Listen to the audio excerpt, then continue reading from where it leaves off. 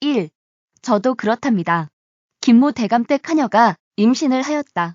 몇 달이 지나자 더 이상 감출 수 없을 만큼 배가 불렀으므로 호랑이 같은 주인마님은 참다 못해. 이 환양년아, 내가 뭐라고 그러드냐.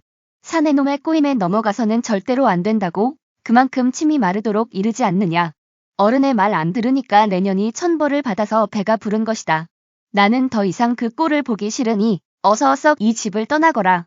이제 길바닥에서 굶어 죽더라도 난 이제 모른다. 하지만 마님. 하녀는 울음을 터뜨리면서 아기를 가지는 게 그처럼 죄되는 일인가요?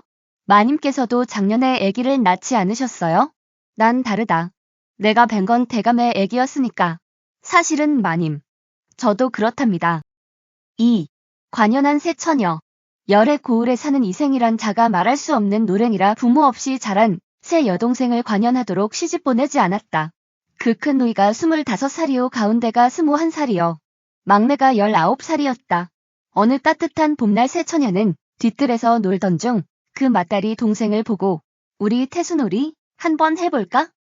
하며 스스로 태수가 되어 둘째 동생에게 형리가 되라 하고 막내 동생에게는 저의 오빠 이생이 되게 한 후 동원 마당에 끌어다 놓고 죄인을 다루는 신용을 하였다. 이생 듣거라. 내 새 누이가 일찍 부모를 잃고 너를 아버지처럼 생각하고 있거늘 어찌하여 나이가 차도 한 명도 시집을 보내지 않느냐? 그러자 막내 동생이 머리를 조아리며 난리 후 지방이 기울어져 혼수를 장만하기도 힘들고 양반을 가리고자 하나 마땅한 사람이 나서질 않아 그럽니다. 그러자 맏딸이 호통을 친다. 거짓말이다. 난리통에 기울어지는 자는 시집도 장가도 안 보낸단 말이냐? 한 사람도 마땅한 자리가 없다 하니 그럼 딸 있는 이는 모조리 딸을 늙힌단 말이냐? 집안이 기울어졌으면 혼수는 집안 형편에 따라 할 수도 있고 마땅한 자리가 나서지 않으면 건너집 김생원의 아들도 있지 않느냐? 이때 관가의 매사냥꾼이 그 집 울타리 곁을 지나다가 그 말을 엿듣고 껄껄 웃어버렸다. 그 바람에 딸들은 창피하여 얼른 방으로 들어가고 큰딸이 사다리에서 떨어져 다리가 삐이고 말았다. 매사냥꾼이 돌아가는 길에 한 선비를 만나니 선비가 묻는다. 그대가 관인인가? 그러하매다. 사또 계신가? 계십니다만 오늘 실종 낙상하셔서 내하에 들어가 계십니다. 선비가 부중에 들어간즉 태수가 동원에 나와 앉았으므로 선비가 묻기를 사또께서 낙상하셨다고 들었는데 어찌 벌써 나으시어 이를 보십니까? 내가 낙상을 하다니 도대체 누가 그런 말을 합디까? 오는 길에 사냥꾼에게 들었습니다. 태수가 이상히 생각하여 매사냥꾼을 잡아다가 물으니 사냥꾼은 새 처녀 이야기를 하고 큰 처녀가 자칭 태수라 하면서 사다리에 앉았다가 낙상하였으므로 우스갯말로 그렇게 말했습니다. 이 말을 들은 태수는 껄껄 웃으며 곧 이생을 불러들여 내게 새 누이가 있다는데 어찌하여 나이가 차도록 시집을 보내지 않느냐? 하고 곤장을 때린 즉 이생의 대답이 한결같이 그 막내 누이의 하는 말과 같았다. 이에 태수는 들은 대로 맏딸의 말을 빌어 건너편 김생원의 아들과 성례를 시켜주면 되지 않느냐? 하니 이생이 할 말이 없어 즉일로 나를 잡아 큰 누이를 시집 보냈다 한다. 3. 말하는 당나귀. 어떤 얼간이가 하루는 볼 일이 있어 당나귀를 끌고 읍내로 가게 되었다. 그러자 두 사기꾼들이 이를 보고 저 녀석의 당나귀를 훔쳐보자. 어떻게 훔친다? 나만 따라와. 내 솜씨를 보여줄 테니. 그 사기꾼은 당나귀 옆으로 가더니 고삐를 늦추어 당나귀를 풀어낸 후 다른 사기꾼에게 넘겨주었다. 그리고는 이번엔 자기 목에다 고삐를 걸고 얼간이의 뒤를 따라가다가 새 친구가 당나귀를 몰고 완전히 사라져버린 것을 알자 우뚝 멈춰 서 있었다.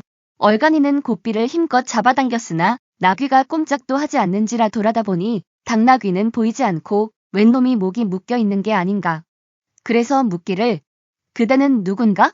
임자의 당나귀가 아닌가? 내 당나귀라고? 그러함세. 내 신세 이야기를 한번 들어보려나. 나는 워낙 술을 좋아하여 매일같이 술에 취하지 않고 집에 돌아가는 날이 없거든.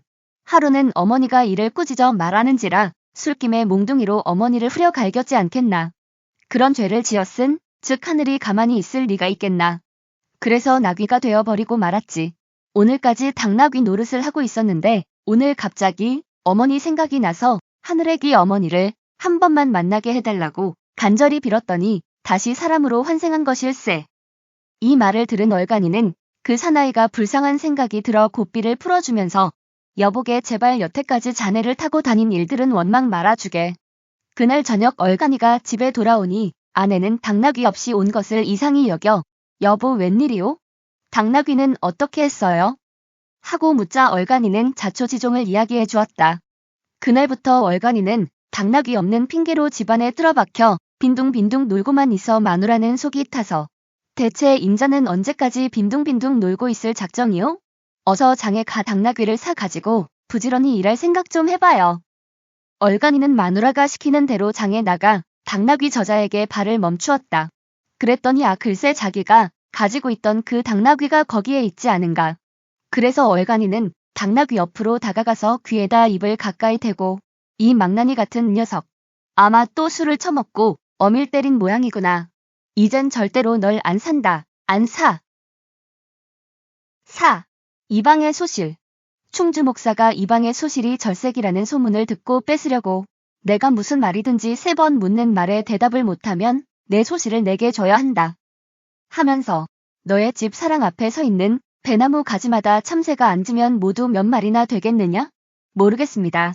하룻밤에 보름달이 몇이나 가겠느냐? 모르겠습니다. 그러면 내가 지금 앉겠느냐? 서겠느냐? 그것은 더욱 모르겠습니다. 약속은 약속이다. 이방이 목사의 묻는 말에 대답을 못했으니 소실을 빼앗길 수밖에. 목사가 보니 과연 절색이다. 자 이리로 올라오너라. 하니 여자도 제가 올라가는 거야 바쁠 것이 없습니다만 대관절 쇳내의 지아비가 무슨 잘못을 해서 이 지경이 됐습니까? 그래 오냐 너도 한번 대답해 보겠느냐? 너의 집 배나무에 가지 마다 새가 앉으면 모두 몇 마리가 되겠느냐? 2391마리가 되겠습니다. 어찌 그렇게 자세히 아느냐? 지난해에 가지마다 배가 열렸는데 모두 따서 세어보니 꼭 2391개입니다. 새가 앉더라도 그 이상은 더 못 앉을 겁니다. 그러면 보름달이 하룻밤에 몇리나 가겠느냐? 90리를 갑니다. 달이 겨우 90리밖에 못 간단 말이냐? 금년 정월 보름달 친정 모친의 부고를 받고 달 뗄 때 출발하여 친정에 도착하니 달이 똑 떨어진 데다. 쇳내와 달이 하룻밤에 동행을 했는데 어찌 그걸 모르겠습니까? 응. 그럼 너 지금 내가 서겠느냐? 앉겠느냐? 여자는 벌떡 일어서면서 그럼 나리께선 지금 쇳내가 웃겠습니까? 울겠습니까? 5. 소도둑과 계집도둑. 남의 아내를 간통하다 잡혀온 놈과 소를 훔치다 잡혀 들어온 도둑은 함께 옥살이를 하게 되었다. 먼저 소도둑이 묻는다. 대장부가 세상에 나서 한 번 이런 데 들어온 것은 원래 별다른 일이 아닌데 그대는 무슨 죄로 이렇게 됐소? 엎드려 자다가 이렇게 됐지요. 엎드려 잔 것이 무슨 죄가 된단 말이오? 배 밑에 여자가 있었던 까닭이지요. 당신은 무슨 죄로 들어왔소? 남의 고삐 한 끝을 쥔 까닭이지요.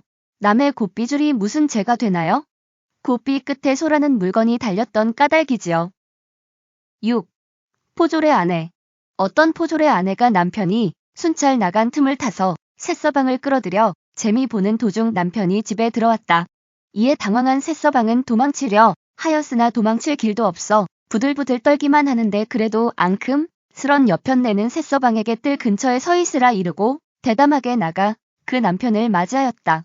어찌 이리 늦으셨소?